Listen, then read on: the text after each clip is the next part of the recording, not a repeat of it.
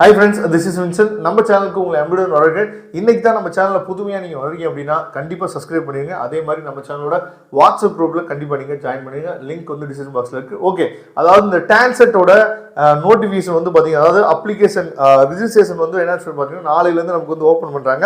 அப்ப நம்ம என்னென்ன டாக்குமெண்ட்ஸ் எல்லாம் நம்ம ரெடி பண்ணணும், அதே மாதிரி இந்த டான்செட் எக்ஸாம் எதுக்கு அப்படின்னு உங்களுக்கு நல்லாவே தெரிஞ்சுக்கும்.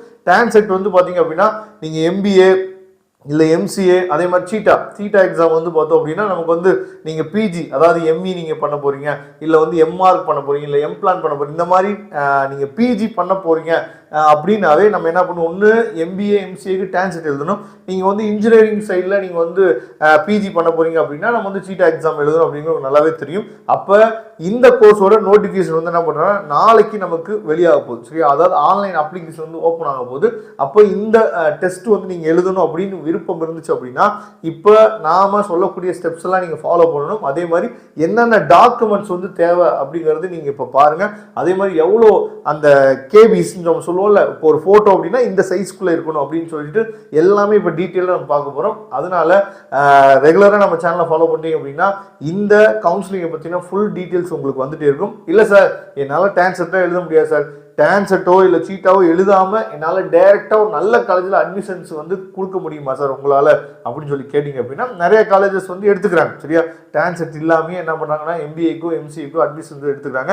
இல்லை சார் லோ ஃபீஸ் காலேஜ் எங்களுக்கு சொல்லுங்கள் சார் அப்படின்னாலும் நீங்கள் டிஸ்பிளே தெரியக்கூடிய நம்பருக்கு எப்போ வேணால் தொடர்பு கொள்ளுங்க, நாம் உங்களுக்கு ஹெல்ப் பண்ண ரெடியாக இருக்கிறோம். ஓகே, இப்போ வாங்க இந்த டான்செட் சீட்டாவுக்கு என்னென்ன அதாவது ஆன்லைன் ஸ்டெப்ஸ், ஆன்லைன் ரிஜிஸ்ட்ரேஷன் பண்ணும்போது என்னென்ன ஸ்டெப்ஸ் வந்து ஃபாலோ பண்ணுவாங்க அப்படிங்கிறத பார்க்கலாம். அதே மாதிரி என்னென்ன டாக்குமெண்ட்ஸ் உங்களுக்கு நீங்கள் வந்து ரெடி பண்ணணும் அப்படிங்கிறதையும் இப்போ ஸ்டெப் பை ஸ்டெப் பார்த்துடலாம் வாங்க.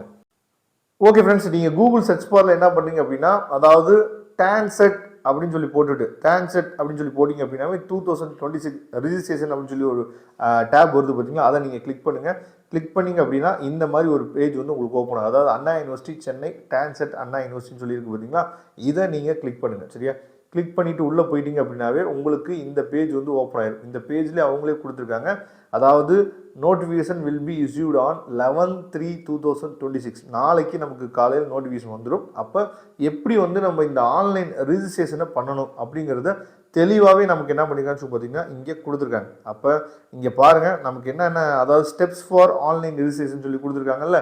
ஃபஸ்ட்டு என்ன ஸ்டெப் வந்து கேட்குறாங்க அப்படிங்கிறதா நேம் ஆஃப் தி கேண்டிடேட், அதாவது அஸ்பர் எஸ்எஸ்எல்சி மார்க் ஷீட்டில் என்ன நேம் எப்படி இருக்கோ அதே மாதிரி இங்கே டைப் பண்ணணும். அதுக்கப்புறம் இமெயில் ஐடி அண்டு வந்து பார்த்தீங்கன்னா பாஸ்வேர்டு, அதாவது இந்த பாஸ்வேர்டு வந்து பார்த்தீங்கன்னா உங்கள் இமெயில் ஐடியோட பாஸ்வேர்டு கிடையாது, இதுக்கு நீங்கள் புதுசாக கூட பாஸ்வேர்டு வந்து ஓப்பன் பண்ணிக்கலாம். அதனால தான் கொடுத்துருக்காங்க. ஃபார் வெப் போர்ட்டல்னு சொல்லி கொடுத்துருக்காங்க. This ID and password must be noted down அப்படின்னு சொல்லி கொடுத்துருக்காங்களா, இதை தெளிவாக நீங்கள் பார்த்துங்க. அதுக்கப்புறம் உங்களோட date of birth, mobile number, அதுக்கப்புறம் சாய்ஸ் ஆஃப் எக்ஸாமினேஷன், உங்களுக்கு எந்த காரணத்துக்காக நீங்கள் வந்து இந்த டான்செட்டோ இல்லை சீட்டாவோ எழுத போகிறீங்க அப்படிங்கிறது கேட்டிருக்காங்க, சரியா? எம்பிஏ படிக்கிறதுக்கு, இல்லை எம்சிஏ படிக்கிறதுக்கு, இல்லை எம்பிஏ அண்டு எம்சிஏ, இந்த மாதிரி என்ன பண்ணுங்கன்னா உங்கள் அதாவது சாய்ஸஸை நீங்கள் என்ன பண்ணி கொடுக்கணும். நல்லா கவனிச்சுங்க.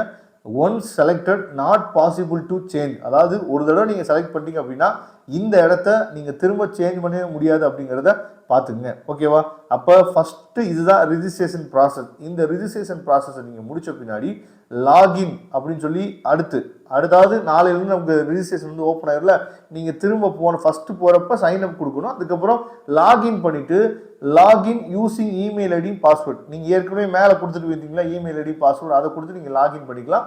அதுக்கப்புறம் பர்சனல் இன்ஃபர்மேஷனில் ஜெண்டர் கேட்குறாங்க, நேஷனாலிட்டி கேட்குறாங்க, ரிலிஜியன் கேட்குறாங்க, ஸ்டேட்டு, அதுக்கப்புறம் கம்யூனிட்டி, அதுக்கப்புறம் சப்காஸ்ட் கோடு, சரியா? அந்த கோடு வந்து உங்களுக்கு கொடுப்பாங்க, பிடிஎஃப் ஃபைல் வந்து கொடுப்பாங்க, அதை பார்த்துங்க. அதுக்கப்புறம் ஸ்ரீலங்கன் தமிழ் ரிவ்யூஸ் அப்படின்னு சொல்லி கேட்குறாங்க.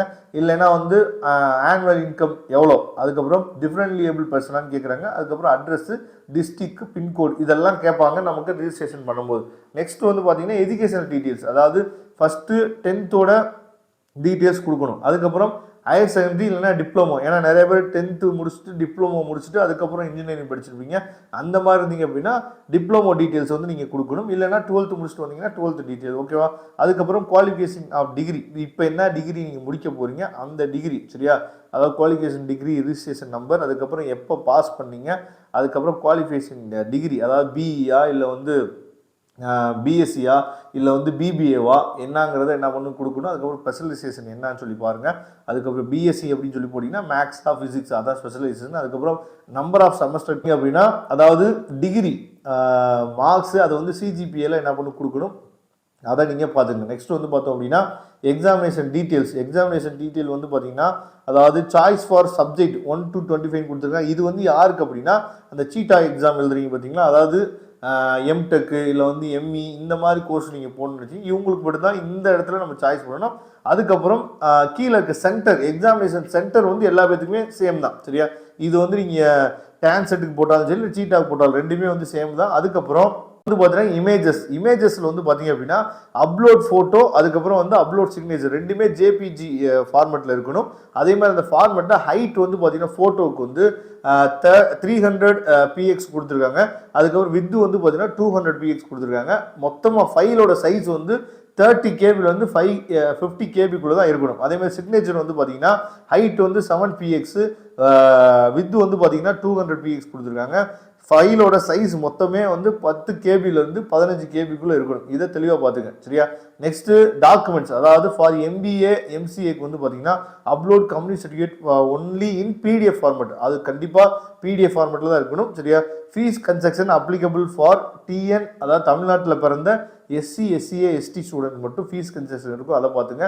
அதுக்கப்புறம் எம்இ எம்டெக் எம்ஆர்க் எம்பிளான் இந்த மாதிரி கோர்ஸுக்கு நீங்கள் அப்லோட் பண்ணுறீங்க அப்படின்னா நீங்கள் என்னென்ன சர்டிஃபிகேட் வந்து வேணும் அப்படிங்கிறத பாருங்கள். Community certificate, SSLC mark sheet, அதுக்கப்புறம் ஹையர் செகண்டரி மார்க் ஷீட்டு, அதுக்கப்புறம் டிகிரி மார்க் ஷீட்டு, சரியா, ட்ரான்ஸ்ஃபர் சர்டிஃபிகேட் டிசி, அதுக்கப்புறம் வந்து இப்போ நீங்கள் டிஃப்ரெண்ட்லி ஏபிள் பர்சன் ஆக்கிங்கன்னா அதோட சர்டிஃபிகேட்டு, அதுக்கப்புறம் நேட்டிவிட்டி சர்டிஃபிகேட்டு, அதுக்கப்புறம் எக்ஸ்பீரியன்ஸ் சர்டிஃபிகேட். சரியா, அதாவது ஐஎம்இக்கு அது வந்து உங்களுக்கு தேவையில்லை, ஒன்லி ஃபார் ஐஎம்இ ஸ்டூடெண்ட் மட்டும்தான்.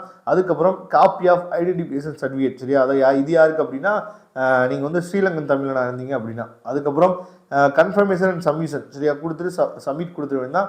சப்மிட் கொடுத்துட்டீங்க அப்படின்னா make the payment direct by the portal அப்படின்னு சொல்லி வந்துடும். நீங்கள் பேமெண்ட் பண்ணிட வேண்டியதான்.